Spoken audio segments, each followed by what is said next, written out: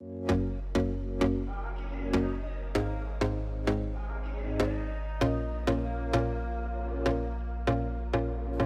you ever been on a bad date? For some of you, you might be thinking, I don't remember that back that far.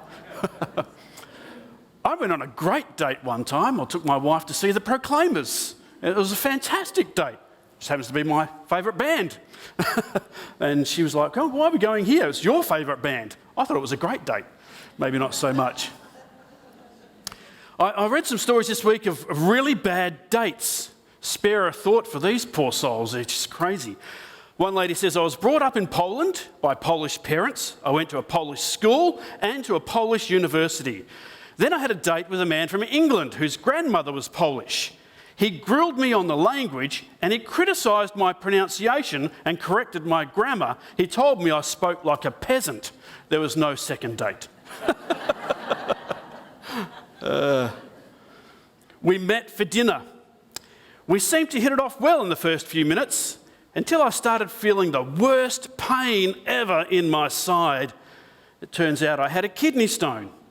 Unfortunately, I had to retreat from the date very, very quickly and I was apologising profusely as I left. She blocked me on text and online and never got the message that I ended up in hospital. What about this one? This is a short one. I was told we were going to go to dinner and then go shopping. Turned out it was Hungry Jack's and Bunnings.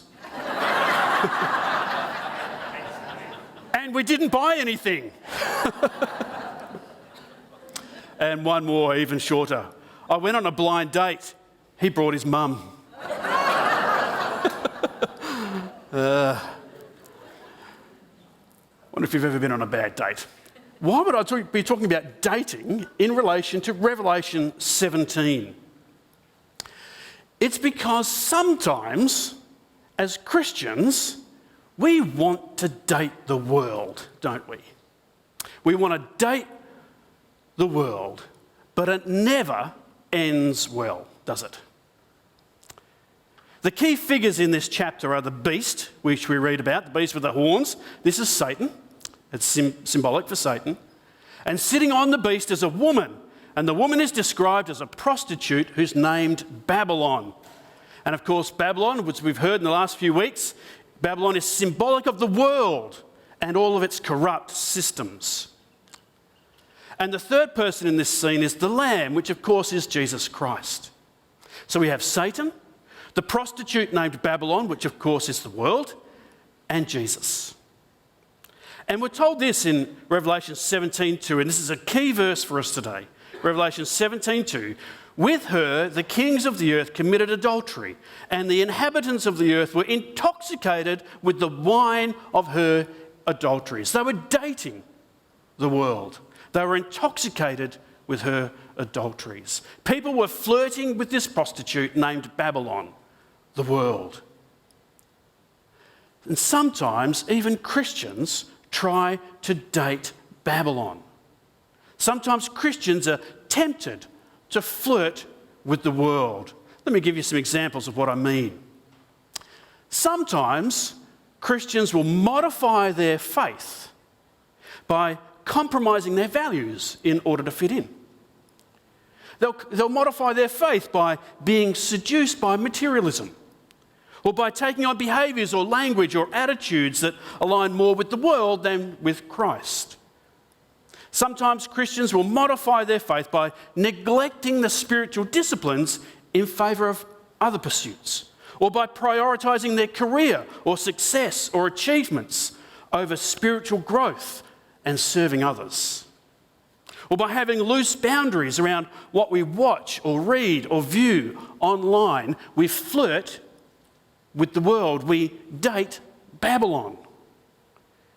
And we see all these traits in the world today, in Babylon today. Yet Christians will sometimes try to adjust their faith to build in a little bit of worldly indulgence. And we're not stupid about this because we keep it at a socially acceptable level, don't we? But we shouldn't be mistaken because God's not fooled by any of that. And the reality is, the world is a really bad date. And so in Revelation 17, there's a call for us to stop dating the world, to stop flirting with the world. There's a call for us to break up with Babylon. That's what this chapter's about, to break up with Babylon. It's time for us to break up with Babylon. And so first of all, the world is described as an escort, a prostitute, dressed up in all her finery on the outside. She's alluring, but in actual fact, her love isn't real and her motives can't be trusted.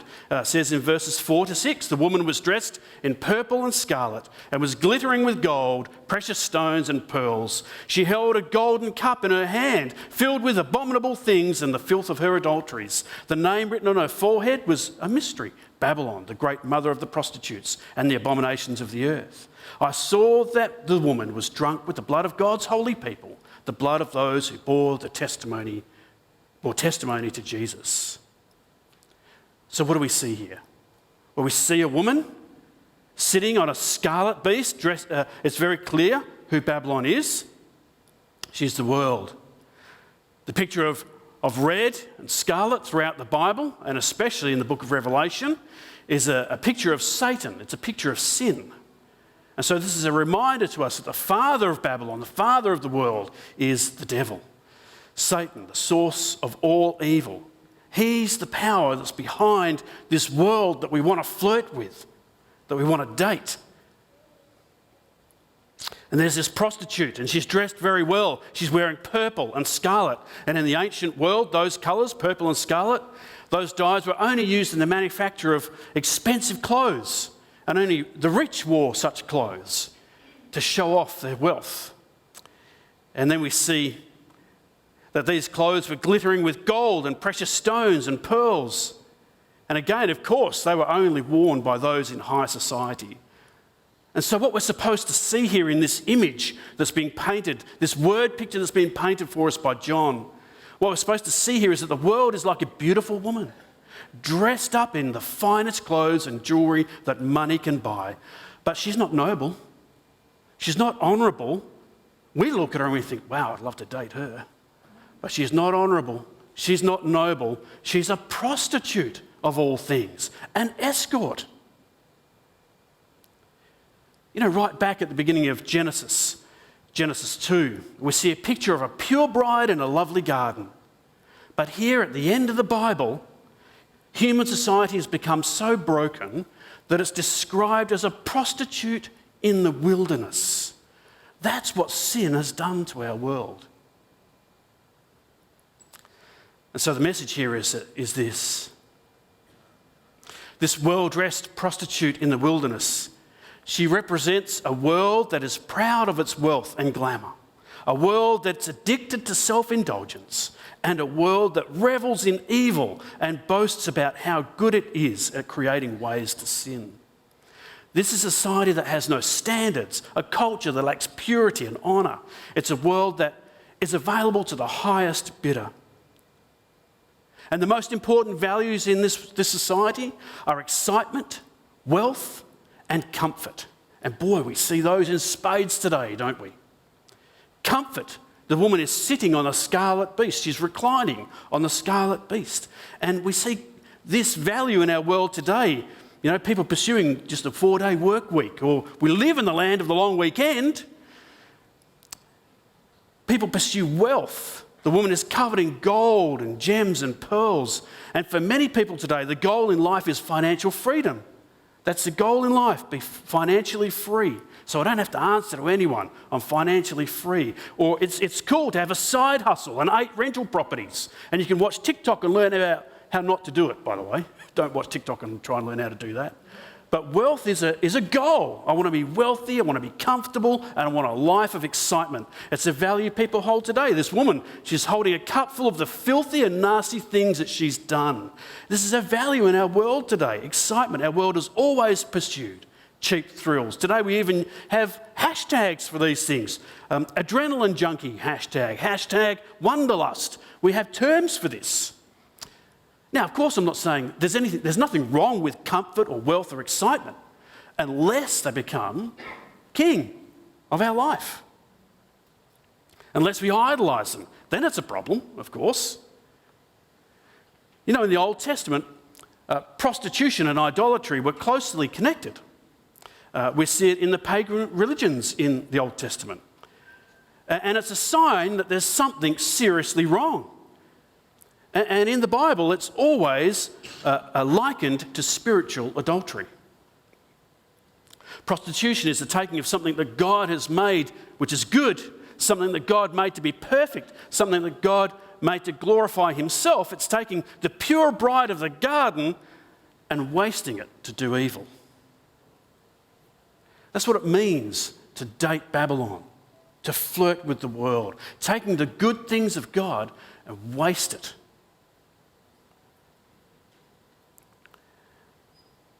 That's what God's saying. He's saying, I gave you these good gifts. I gave you this opportunity. I gave you this influence. I gave you all these things. And instead of using it to glorify me, you prostitute it by flirting with the world. One final thing we see here in this description is that Babylon's actually a nice place to live. If you made a list of the top 10 cities in the world today, Babylon would make it on that list. It was commercially successful, wealthy, everyone's needs are catered to, it's the centre of power, and so people like living in Babylon. It appeals to their sense of pride. It gratifies their need for pleasure. But God has a different plan for us. And Babylon is the opposite of God's plan. Babylon, the woman in the wilderness, is the complete and unholy opposite to the bride of Christ, flourishing in the garden. God has a new plan. Yet while we wait for that plan, we live in Babylon. And Babylon, the world, is an attractive place to live. We grew up in this world, and in many ways it feels like our home. In this world, in this city of Babylon, we can get what we want: comfort, wealth, and excitement. But is that what we need? Because you see, in the end, an escort, like Babylon, will leave you empty. Modifying your faith and aligning your faith and adjusting your life and faith to this world, as attractive as it is, will leave you with an empty heart, an empty soul, an empty life, and an empty future. That's the lesson we're supposed to be taking here. That this world is seductive. It will attract you. But you can't serve two masters, to use Jesus' terms. The Lord won't allow it. And this is not because he's a killjoy. It's because he knows that Babylon, this world, is set against him and against you. And so this is why we have to break up with Babylon. And so in this first instance, this breakup with Babylon, it's warranted because she's not the beauty that she appears to be. She's merely an escort. And the breakup is also warranted because Babylon, the world, is actually estranged from God. The world is at enmity with God, is at war with God, estranged from him. So why would a believer want to date it? Why would a believer want to flirt with the world? Again, using symbolism, John describes it like this in verses 12 to 14. Very symbolic. Try and see the picture, what he's describing here. He says, the 10 horns you saw are the 10 kings who've not yet received a kingdom, but for 1 hour will receive authority as kings along with the beast. They have one purpose and will give their power and authority to the beast. They will wage war against the Lamb, but the Lamb will triumph over them because he is Lord of Lords and King of Kings, and with him will be his called, chosen, and faithful followers. What we discover here is that Babylon, the world, has never been on the same page with God. This city is at odds with Christ. They're estranged from him. We see 10 kings here, and they've joined forces with the beast in a war against the Lamb, against Christ. The world is at war with Christ.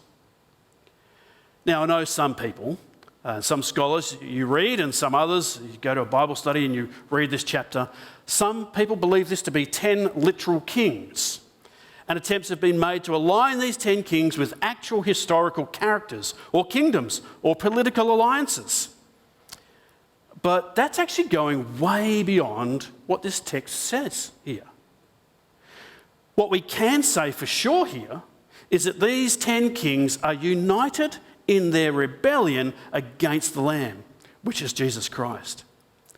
And so what we actually see here is a picture of humanity's natural tendency to rebel against God's authority, to unite and rebel against God's authority. The world and its political structures serve themselves, not God's purposes. So why would we want to date the world?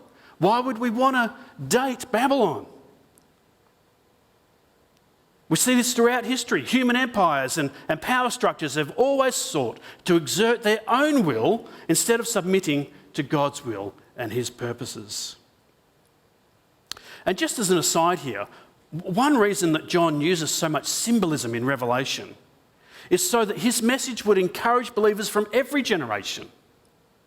I know we try and tie these characters and people to specific political and historical characters, but he uses symbolism so that every Christian from every generation can be encouraged by this book. Every political and religious and cultural structure is referred to here. So when we read about Babylon in Revelation, it expresses figuratively all that is evil and in rebellion to God in every generation. And so the key thing we're supposed to see here is that as a Christian, our power and our influence in society comes through living holy lives, lives that are empowered by the Holy Spirit, lives of holiness, lives of spiritual power, Christ-centered lives. And what we see here in verse 14 is that victory over the evils of society comes from aligning with the Lamb, with Jesus, not with worldly political structures. Again, in verse 14 it says, they will wage war against the Lamb, but the Lamb will triumph over them because he is the Lord of lords and King of kings. And with him, aligned with him, will be his called, chosen and faithful followers. So friends, Babylon represents the broken political structures of the world, and these have never had a common cause with Christ. We are on a different trajectory. We have a completely different purpose. The Christian loves Christ. The world loves itself. The Christian seeks purity. The world prostitutes itself with evil. The world seeks power and wealth. And Christians seek first the kingdom of God and his righteousness. There's no friendship between these two extremes. There's no commonality. So how can there be any love? There can't be. In the end, the world is estranged from God. It's pointless dating someone when you're pulling in different directions. And this is why, if you're a believer here today, this is why we have to break up with Babylon. And so what we're seeing here today, if you're a follower of Jesus, it's pointless dating Babylon. It's pointless flirting with the world. Because first of all, Babylon, the world, it's merely an escort. While it may look attractive, in reality, it doesn't love you. It just wants to use you. And also Babylon, the world, is estranged from God. It's at odds with the cause of Christ, pulling in a different direction. And the final thing we see here that I want to bring to your attention is that it's time to break up with Babylon because this world is on a sure path to extinction. Verse 16 says, the beast and the 10 horns you saw will hate the prostitute. They will bring her to ruin and leave her naked. They will eat her flesh and burn her with fire. And as you read this, you might think, hang on, the beast is Satan, the prostitute is the evil world. Aren't they on the same side? But here they are attacking each other. Well, the truth here for us, friends, is in the end, evil eats itself. That's what we're seeing here. Evil eats itself in the end. We have these two images of evil, the beast and the prostitute. They're turning against each other. And so in the end, evil will turn on itself and destroy itself. And there's no future in that. It's a stark reminder, again, that the attraction and pleasure of the world are only temporary. They don't last. It's a reminder that self-indulgence ultimately leads to self-destruction. It's a reminder that what you think will last won't. It's a reminder that if you choose to date this world, it will turn on you one day. Nothing's more certain. It's why in Matthew chapter 6, it's why Jesus taught us this. Do not store up for yourselves treasures on earth where moths and vermin destroy and where thieves break in and steal. But store up for yourselves treasures in heaven where moths and vermin do not destroy and where thieves do not break in and steal. I don't know that Jesus could be any more clear than that. Really? Do you think? That's pretty clear, isn't it? We are to break up with Babylon. We're not to flirt with the world. If we're followers of Jesus, then he wants us to be unravelled from the temptations of the world, and instead he wants us to take a hold of the eternal, the spiritual treasures that can only be found in placing our trust 100% in him. So remember that. In the end, evil eats itself, and this is why we have to break up with Babylon. That's the take-home message for us today. Don't love the world. Break up with Babylon. This finely dressed woman in glittering jewellery and seated on the beast, she's a picture of the world. On the surface, it looks wonderful, prosperous, important, glamorous even, desirable. But if we're smart, we'll see that it's just a sham. And worse, that at its core, it's actually evil. An evil that's bent on our destruction. And so some of the most important lessons of the Christian life come from this chapter. Lessons like discerning the difference between what's glamorous and what's good in life. Don't be taken in by the sparkly things of the world. Pursue the deeper things of God. Pursue what's godly and honourable. As followers of Jesus, it's important for us to learn that everything in this world is temporary. We learn that in this chapter. And that only the truth of Christ will last forever. So invest your life in that'll last. And it's important for us to learn that modifying our faith to accommodate the world, it's like doing business with a prostitute. It might appear alluring, it might appear fun even, but its intentions are fake. It can't be trusted. So don't be scammed or taken in by this world. The Apostle John, writing in 1 John, he put it this way, 1 John chapter 2. This world is fading away along with everything that people crave. But anyone who does what pleases God will live forever.